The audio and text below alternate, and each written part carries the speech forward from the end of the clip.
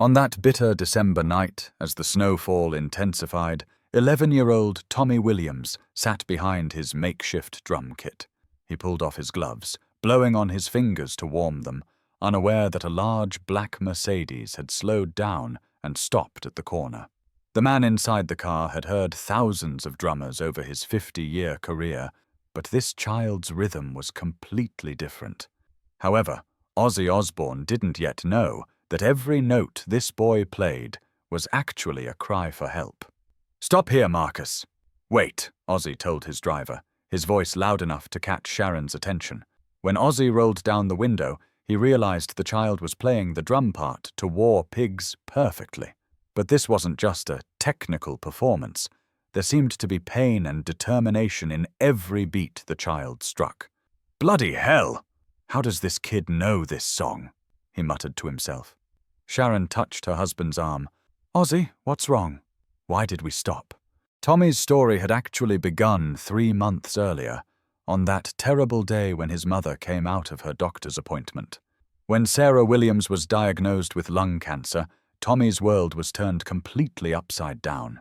Experimental drugs and the private care system had drained the family's entire savings. The £350 per week his father John earned from his plumbing job was nothing compared to these expenses. The reason Tommy was playing on the street that cold night was simple: to raise the £200 needed for his mother's medicine that day. But after 3 hours, he only had £12 in his pocket. His eyes had filled with tears while playing the drum part to "Mama, I'm Coming Home." This song was very special to him because his mother had listened to it constantly during her last days before going to the hospital. Now, with every beat Tommy struck on the drums, he prayed for his mother to come home. As Ozzy stepped out of the car, Sharon, understanding the gravity of the situation, followed him. When they examined the child's condition more closely, the real picture emerged. Half of the drum set was made up of scrap metal pieces and plastic buckets. The child's shoes were wet and torn. His hands had calluses and his fingers were covered with wounds from the drumsticks. But what caught their attention most was the child's concentration. As if the world had stopped, he was focused only on the music. "Hello there, mate," Ozzy said to the child in his Birmingham accent. "Where did you learn this Black Sabbath song? And how to play it so well?" The expression on Tommy's face when he looked up and saw Ozzy, a mixture of shock, disbelief, and hope, would be one of the moments he'd never forget in his life. "Are you really Ozzy Osbourne?" Tommy stammered, the drumsticks trembling in his hands. A few people passing by stopped to look, but since it was late at night, there wasn't a crowd. A few young people had started taking photos with their phones, but they couldn't get good shots due to the distance. Ozzy laughed with that familiar grin. "Yes, son, I'm real, and you probably play my songs better than I do. But more importantly, why are you playing drums on the street at this hour? Where are your mum and dad?" Tommy's eyes filled with tears, but he tried to hold them back. Men don't cry, he thought. That's what his father had taught him. "My mum's in the hospital, sir. She has cancer. The doctors prescribe very expensive medicines. My dad works, but the money isn't enough. I'm trying to save money for her medicines." These words pierced Ozzy's heart like an arrow. He remembered his own childhood. Birmingham's troubled streets, his mother's cleaning jobs in wealthy families' homes, his father's 12-hour shifts at the steel factory, and the evenings when he came home too exhausted to speak. "Sharon, do you see this kid's situation?" Ozzy said to his wife, moving away so the child couldn't hear them. "He's 11 years old and playing drums on the street for his mother's cancer medicines. What is this? This is my story, your story, all of our stories." Sharon saw that sparkle in her husband's eyes. "What do you want to do, Ozzy?" she asked, already knowing the answer. "We're going to help this child, Sharon. Right now. Tonight. If money isn't enough, we'll be enough." Sharon smiled, admiring her husband's unchanged heart even after 40 years. "All right, how do we start?" Tommy was watching them, unable to hear what they were discussing, but his intuition told him that something was about to change. Ozzy returned to Tommy. "Tommy, I'm going to ask you something, and I want you to give me an honest answer. Who is your mother's doctor, and do you know how much her treatment costs?" Tommy hesitated, not understanding why he was asking this question. "At St. Mary's Hospital, sir." Dr. Patterson is my mum's doctor. My dad says her medicines cost £800 a month. The NHS covers some of it, but it's not enough. My dad works 2 jobs now, but it's still not enough." Ozzy and Sharon exchanged glances. £800 was nothing to them, but it meant the world to this family. "Tommy, now pack up these drums and come with us," Ozzy said with a determination in his voice that left no room for argument. "Where to, sir?" Tommy asked. "First we're going to warm you up. Then we're going to see your mum and dad. But first, know this. You won't have to deal with this money problem alone anymore." Tommy couldn't believe his ears. "But sir, I'm not asking you for money. I just play, and people give money if they want to." Ozzy smiled. "Son, whether you're asking for money or not doesn't matter. You shouldn't have to take on this kind of responsibility at such a young age. Come on now." Sharon opened the car door. "Tommy, we can put your drums in the boot. You're cold. You can warm up in the car." Tommy looked uncertain. He knew he shouldn't go with strangers, but these weren't ordinary strangers. This was Ozzy and Sharon Osbourne. When they got in the car, Tommy realized he had never been in such a luxurious car in his life. Leather seats, heating system, even a mini fridge. "Sir, my dad will worry. I should call him." "Of course call him," Ozzy said, "but also tell him we're coming." When Tommy's father, John, answered the phone, he was initially going to be angry, but he was shocked when he learned who was with his son. "Tommy, you're not joking, are you?" "Ozzy Osbourne?" he asked. "Yes, Dad, really. He heard me playing for Mum. He wants to help." John was a tough-looking but soft-hearted man who had been working as a plumber for 20 years. "All right, son, bring them home. But there's no need to be anxious, right?" Ozzy took the phone from Tommy. "Mr. Williams, this is Ozzy. We met your son and we want to help you. We'll be at your house in half an hour." Tommy's house was in one of London's working-class neighbourhoods, a 2-bedroom, small but clean house. John Williams was waiting for them at the door, still unable to believe the situation. He had been listening to Ozzy's music since he was 20, and now his idol was at his front door. "Mr. and Mrs. Osbourne, welcome," he said, extending his hand. Ozzy shook his hand. "John, I'm so sorry about your situation. Tommy is an amazing kid. For him to take on this kind of responsibility at this age..." John's eyes filled with tears. "I couldn't stop him. When he saw his mother's condition, he started going out on the streets on his own. When I go to my second job in the evening, he takes his drums and goes out too." "John, I have a proposal for you," Ozzy said, as they sat in the living room. Tommy sat quietly next to his father, still unable to believe the reality of the situation. "I'm going to cover all of Sarah's treatment costs, both the parts the NHS covers and the parts it doesn't. Any private hospital you want, any doctor you want. She'll get the best treatment." John Williams was stunned. "Mr. Osbourne, I can't accept this. It's too much money." Ozzy interrupted. "John, don't think about the money. Your son reminded me tonight of the real purpose of my music. Music isn't just stage performance. Music is what gives people hope. Tommy gave me hope today."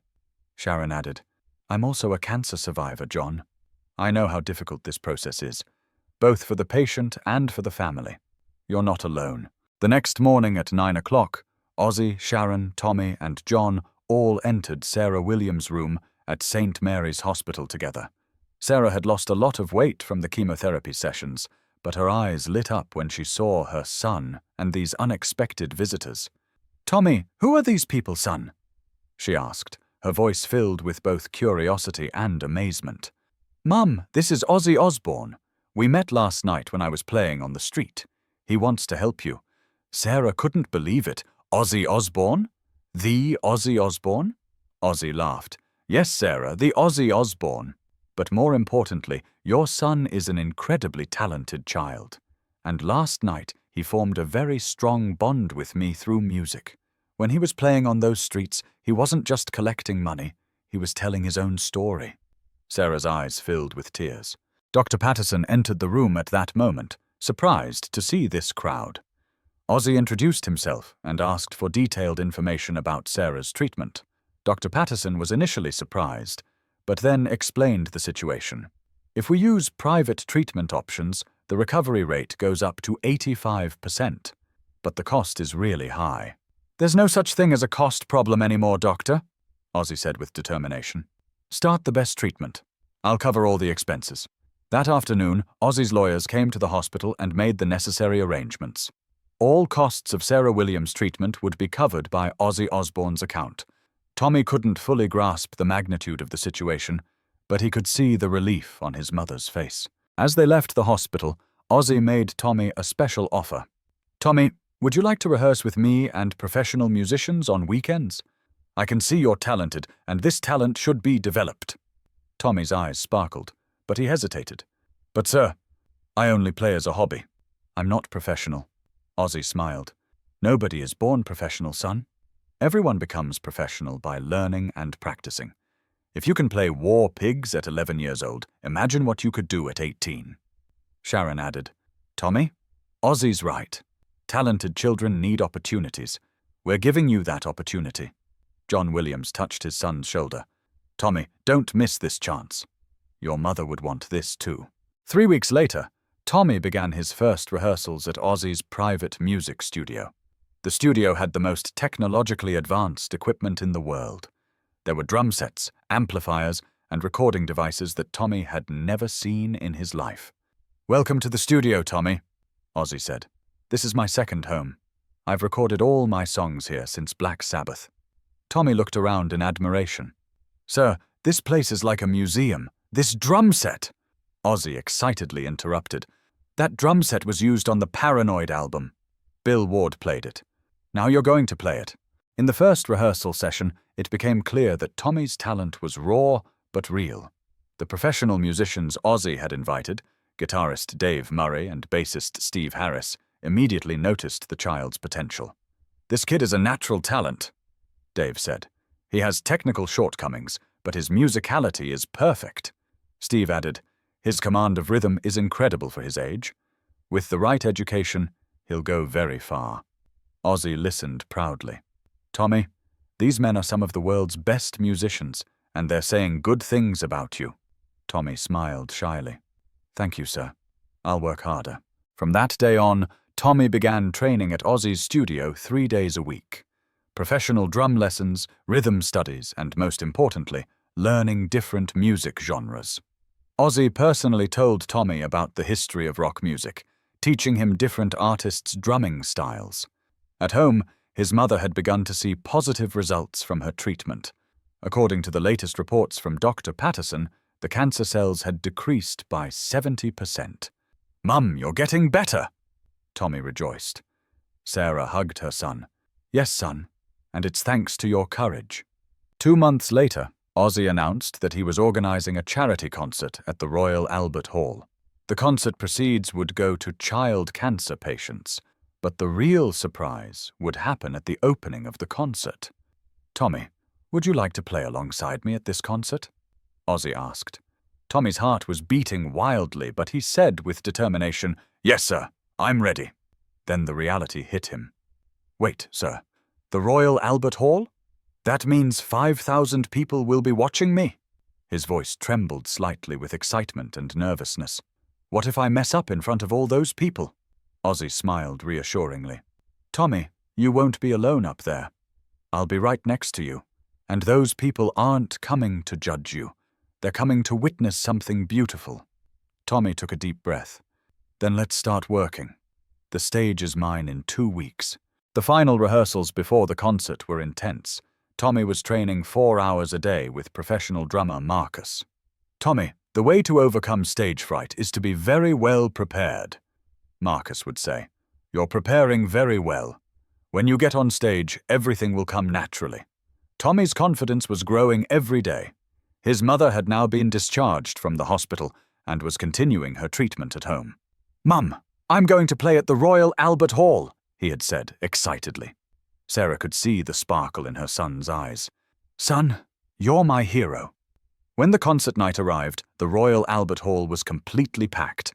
5,000 people, including famous musicians, artists, and families of cancer patients, were waiting for Ozzy. Backstage, Tommy was trembling with excitement. Ozzy came to him. How are you feeling, Tommy? Tommy tried to stay controlled. I'm very excited, sir, but I'm ready. My mum is watching too, isn't she? Ozzy smiled. Yes, in the VIP section. When the stage lights came on, the 5,000-person venue enthusiastically rose to their feet. Ozzy came to the center of the stage with the microphone. We're going to have a very special concert tonight. But first, I want to share someone very special with you. The hall fell silent with curiosity. A few months ago, on a cold night on the streets of London, I met an 11-year-old child. This child was playing drums on the street for his mother's cancer treatment and reminded me of the true power of music. Here's that child, Tommy Williams. When Tommy came on stage, the hall gave him a standing ovation. He went behind the drum set. His heart was beating wildly, but there was confidence in his hands.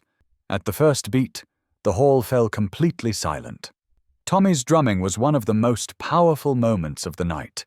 Every beat was played for his mother's health, every rhythm for hope. When Tommy heard Ozzy's War Pigs vocals, he completely surrendered himself to the music. 5,000 people were witnessing his courage. When the song ended, the hall applauded, standing for a full 3 minutes. Tommy couldn't believe what he was experiencing. When Ozzy called him over, he wanted to speak into the microphone. "Mum, I love you so much, and thank God you're better now. Dad and I will take very good care of you from now on." Sarah Williams was watching her son from the VIP section, crying. After the concert, there were unexpected guests backstage. Some of the world's most famous drummers like Phil Collins, Roger Taylor, Chad Smith had come to congratulate Tommy. "Tommy, performing like this at this age is incredible," said Phil Collins. Roger Taylor added, "You're a natural talent. If you want to play with Queen, call me." Ozzy was watching proudly at that moment. "Tommy, do you see? You're now part of the music world." 6 months later, Sarah Williams learned that she had completely recovered. According to the latest scan results given by Dr. Patterson, there were no cancer cells left in her body. She had been diagnosed with complete remission. Tommy was rehearsing at Ozzy's studio when he received this news. "Mr. Ozzy, my mum is completely healed," he shouted with joy. Ozzy hugged him. "Great news, Tommy!" This is something to celebrate. That evening, the Osbourne family invited the Williams family to dinner. At the dinner held at their Beverly Hills home, Tommy met Ozzy's children, Jack and Kelly, for the first time. "Tommy, you changed my dad's life," Kelly said. "He became a completely different person after you. Happier, more peaceful." Jack added, "My dad talks about you constantly. He keeps saying, 'Tommy reminded me of the true purpose of music.'" Tommy was embarrassed by these compliments. "I didn't do anything. I just played for my mum." Ozzy intervened. "Tommy, sometimes the biggest things are done with the simplest intentions. You played for your mother, but you affected the world." Sharon added, "Tommy, you've become part of our family now. When you need us, we're here." That evening, the calluses on Tommy's hands still hurt, but now they weren't just marks from playing drums. They were traces of a family's rebirth.